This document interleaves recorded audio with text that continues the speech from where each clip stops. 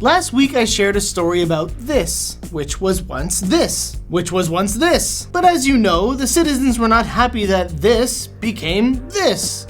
So what happens next?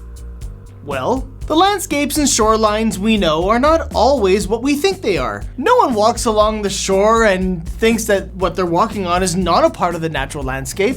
For example, if I was to walk here and turn the clock to time back 70 years, I'd be swimming. So to stay dry, I'd have to go here, right next to the yacht club. But you think this is a safe space? Well, if you go back another 100 years, tout wet encore. Mais comment ça se fait?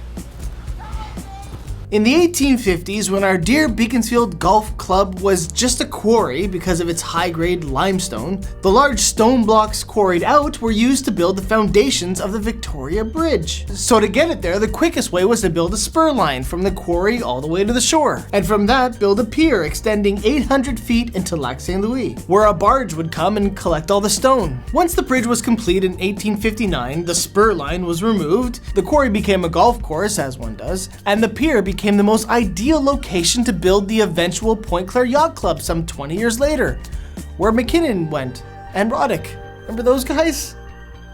It's all tied in together. So this is what you would get if you were to look at Point Claire Village from above in 1879. You have a bay, which had all the characteristics of an actual bay: calm water, shallow in depth, and most believed that this would be the indefinite shoreline of Point Claire Village for generations to come. However, by the 1950s, land was becoming quite scarce within the village limits. It seemed with the scarce land around the village, the only place to put the plant was right here, right over the one and only park, Memorial Park, La Roque Park, where the Willow Bank was, the plot of land that goes back to the 1820s. Devastating news, I know, but they had no choice. Some other areas that were suggested to avoid building on the park was the quarry, but that was too big. They also suggested here, and even over here. But alas, all efforts failed, and by 1957, construction began in Memorial Park, rendering the town parkless. Parkless. Parkless, yeah. Rendering the town parkless. So what's a town with no park and no free land to do? You gotta build more land. In 1957, council agreed as a first step was to build a wall connecting the tip of the pier going across the bay to the school grounds. And then in 1958, discussions to have the new park space built began. It was decided that this useless piece of water was to become the next park of Point Claire Village. Filling of the bay began in December of 1958 and it ran all the way through to 1961. And keeping with traditional Point Claire Village fashion, they gave the park various names.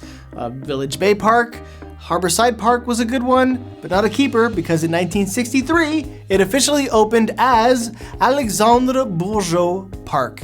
And he wasn't the mayor at the time, which was not a tradition. Why name the park after this man? Well, he was a doctor, he was a resident of Point Claire Village, and if you were under 25 living in the village at that time, chances are he delivered you. He was the beloved local doctor and resident of Point Claire Village who tragically died in 1960. It was actually very tragic. Message me if you want to know how he died.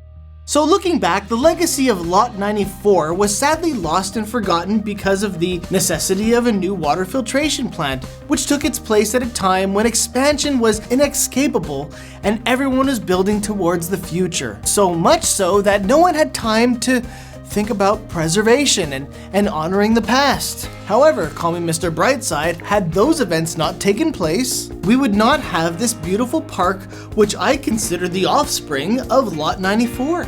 Though this park is very much here and present, the events that brought this park to us, this story, as I've stipulated in the last 4 parts, is an endangered story. A story that has now brought us into the 1960s. We're in the 60s, everyone, so well done! Finally, some memories that people will remember.